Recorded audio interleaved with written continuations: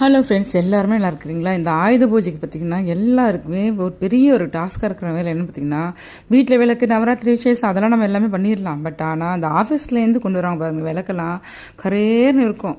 எப்படி இருந்தாலும் இப்படி ஆகிட்டேங்கிற மாதிரி இந்த மாதிரி பளிச்சுன்னு விளக்குறதுக்கு ஒரு சின்ன டிப்ஸ் யூஸ் பண்ணால் போதும்.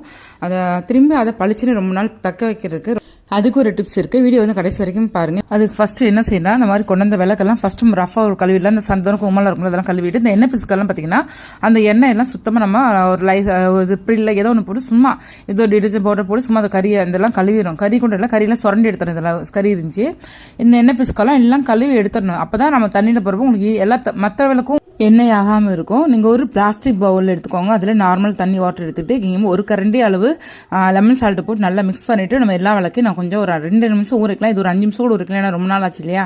5 நிமிஷம் ஊற வைக்கலாம். ஊற வச்சுட்டு ஒரு அரை லெமன் எடுத்துட்டு அந்த சபீனா பார்த்தீங்களா, சபீனாவை தொட்டு ஃபர்ஸ்ட் அந்த ஜூஸோட ஃபர்ஸ்ட் எல்லா விளக்கும் உங்களுக்கு ஒரு தேய் மட்டும் தேய்ச்சி வச்சிடணும். திரும்பி அப்புறமேட்டு ஃபர்ஸ்ட் எந்த விளக்கு தேய்ச்சோமோ அந்த விளக்கு எடுத்து திரும்பி செகண்ட் டைம் தேய்ச்சிட்டு கழுவி எடுத்தா சும்மா தங்கம் போல தகன்னு மின்னுங்க.